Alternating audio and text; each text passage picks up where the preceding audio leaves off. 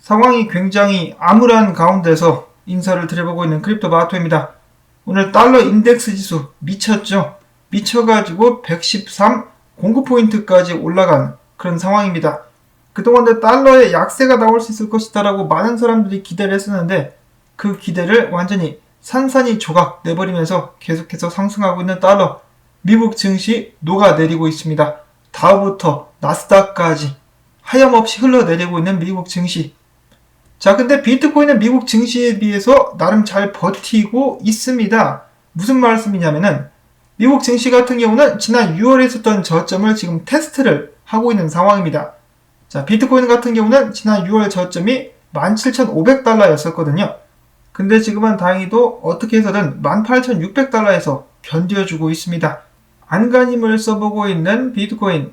비트코인을 그림으로 표현을 해본다면 그래도 작년에는 나름 늠름한 모습이었었는데 올해는 엉망이 되어버렸습니다. 그래도 다시 한번 과거로 돌아갈 수 있도록 노력을 해야 되겠죠, 비트코인.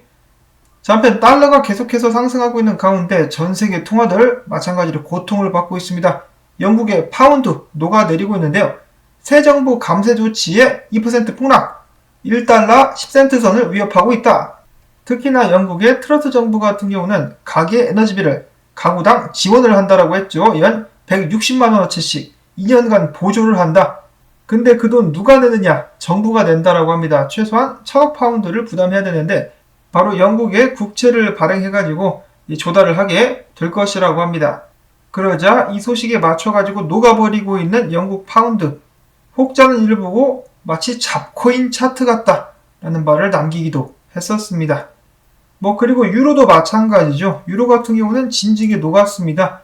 1유로가 1달러조차 되지 못하고 있는 상황. 유럽존이 굉장한 위기에 계속해서 시달리고 있는 가운데 그렇다라고 해서 미국은 형편이 낫느냐? 아니라고 합니다. 얼마 전에 발표가 됐었던 미국의 인플레이션율 같은 경우는 8%대를 기록을 했었죠. 자, 근데 실제 체감 물가라고 볼 수 있는 사람들의 생활에 있어서 필수로 사용 및 활용을 해야 되는 부분의 물가 인플레이션율 같은 경우는 전년 대비 30% 상승한 상황이라고 합니다. 인플레이션 수치가 발표가 될 때마다 제가 양념을 쳐가지고 이 정도 수치다라고 말씀을 드리는데 실제 체감 물가, 서민들이 체감하는 물가는 30% 상승. 굉장히 괴롭겠죠. 서민들 같은 경우는 비트코인 살 여력이 없을 것 같습니다. 자, 이런 상황에서 미국 유가 배럴당 80달러 아래로 하락. 경기 침체 우려 및 달러 강세. 자, 그리고 미국 유가 같은 경우는 지금 80달러 아래로 어거지로 끌어내리고 있죠. 비축유 중에 50%를 바이든 정부가 풀었다라고 합니다. 지지율을 위해서 어거지로 지금 가격을 낮추고 있다라는 것인데요. 이 시기가 지나게 되고 나면은 폭등하게 되지 않을까. 그리고 이제 미국 같은 경우는 유사시에 활용할 수 있는 기름이 확 줄어들었다라는 점에 있어서 장기적으로는 이 굉장히 부정적이지 않나 라는 생각을 한번 해봅니다. 비트코인 관련된 소식들로 바로 넘어가 보도록 하겠는데 미국의 최대 채굴업체 컴퓨터노스가 파산보호 신청을 내버렸습니다. 암호화폐 가격 하락과 함께 전기료 급등 때문에 더 이상 채굴장을 유지할 수 없었다라고 하네요. 많이 안타깝습니다. 좋은 소식이 아니죠. 자, 그 다음으로 비트맥스의 창업자인 알서 헤이즈 같은 경우는 비트코인이 조만간에 17,500달러 지난 6월 저점을 테스트하게 될 가능성이 높다라고 점치고 있었습니다. 자, 그리고 해당 지지선을 지키느냐 마느냐는 전적으로 미국 달러 유동성 지수에 달려있다라고 이야기를 했는데요. 만약에 연준이 계속해서 대차대조표 규모를 축소한다. 그러면은 아무래도 하락세가 강해지게 될 것이다 라고 그는 이야기를 했습니다.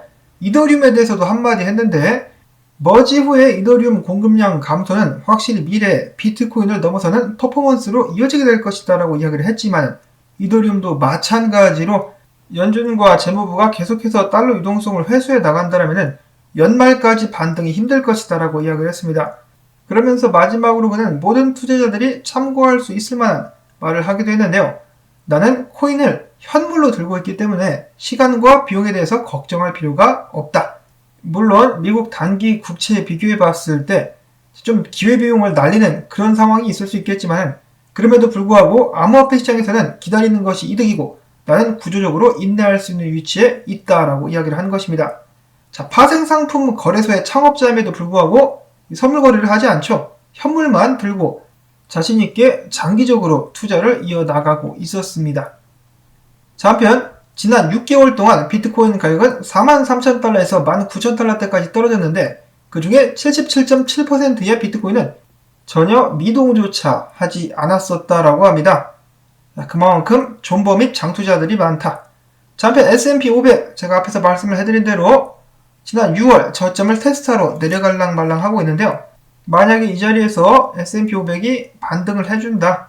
그리고 RSI를 봐도 지금 반등 구간에 와 있는데 반등을 과거같이 해준다라면은 비트코인 지금 잘 버텨주고 있기 때문에 강력하게 반등할 수 있지 않을까라는 희망회로 돌고 있으나 만약에 떨어져 버리면 어떻게 됩니까? 지금 달러가 엄청나게 강하죠. 그래서 버티지 못하고 떨어지면은 이제 골로 갈 수 있다.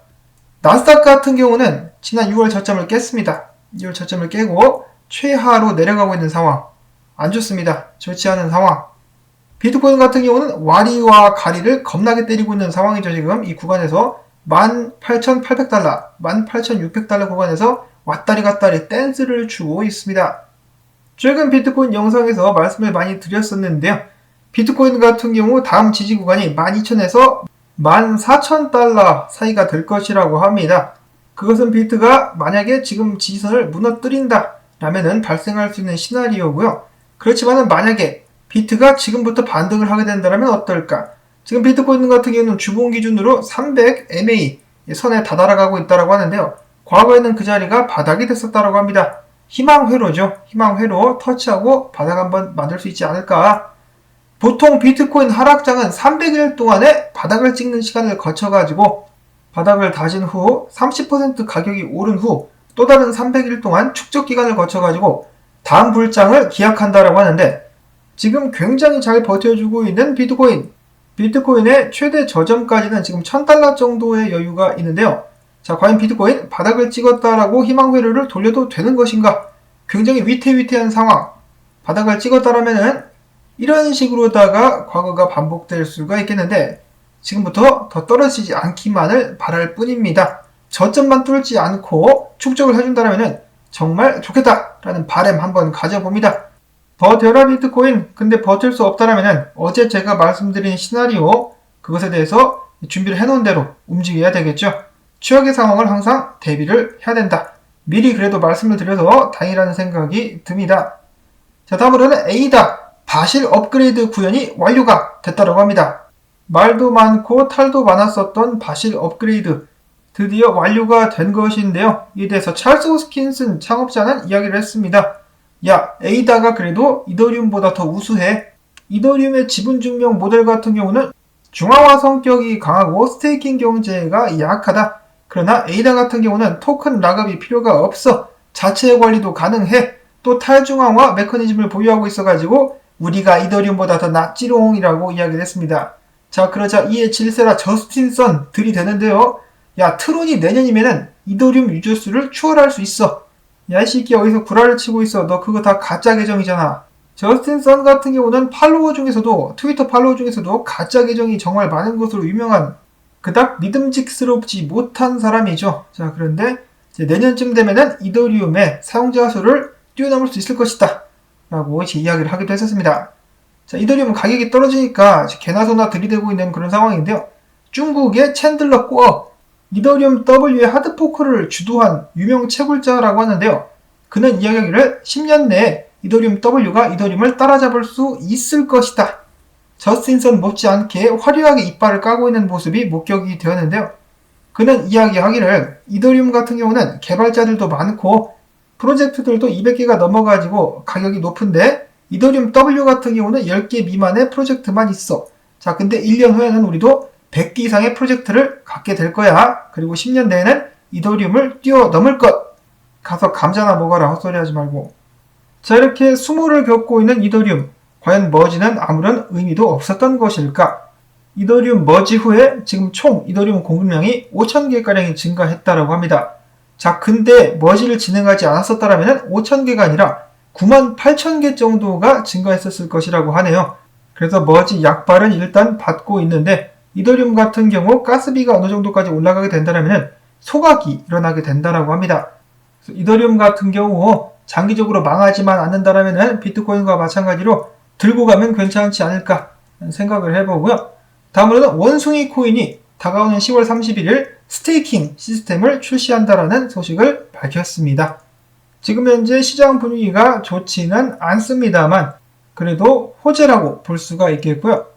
이어서는 칠리즈가 이야기합니다. 우리는 앞으로 더 샌드박스에 FC 바르셀로나 팬 전용 공간을 만들 것이며 칠리즈에게 있어서 한국 시장은 2018년도 때부터 굉장히 중요한 시장이었다라고 이야기를 했습니다. 그만큼 칠리즈 매수자들이 많았었던 것은 아닌가 라는 생각이 들고, 이어서 샌드박스 같은 경우는 앞으로도 계속해가지고 한국 내에서 파트너들을 늘려나가게 될 것이다 라는 포부를 밝혔습니다.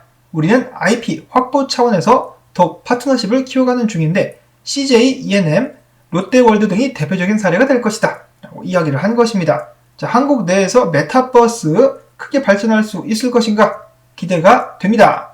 이어서는 약간 속 시원한 소식 나왔는데요. 140억대 암호화폐 해킹 범인이 국내로 송환이 된다라고 합니다. 40대의 범죄자였었다라고 하는데요. 필리핀에서 숨어있다가 잡혔다라고 합니다. 근데 또 문제가 무엇입니까? 한국은 사기꾼들에 대한 이 형벌이 굉장히 낮고 감옥도 굉장히 쾌적하다라고 하죠. 그래서 등 따시고 배부르게 편히 쉬었다가 내보내주면은 그동안에 훔친 돈 가지고 여생을 편히 살게 될 것 같습니다. 에라이씨. 마지막으로는 파산 절차를 밟고 있는 셀시어스가 그들의 빚을 기반으로 한 토큰을 발행할 계획을 가지고 있다라고 하네요. 제대로 미친 건지 정말 세상이 요지경이다라는 생각이 듭니다. 자, 아무튼 이렇게 해가지고 분위기가 좋지는 않지만 그래도 잘 버티고 있는 비트코인에 관련된 소식을 전해드리면서 오늘 영상 여기서 마무리를 짓도록 하겠습니다. 도움 되셨다면 토마토밭 그래도 살아남아라 라는 의미에서 꽝조댓 광고 봐주기, 좋아요, 댓글 남겨주기 오늘도 부탁을 꼭 드립니다. 자, 그러면 저는 살아남아가지고 다음에 또 인사를 드리도록 하겠습니다. 안녕히 계십시오.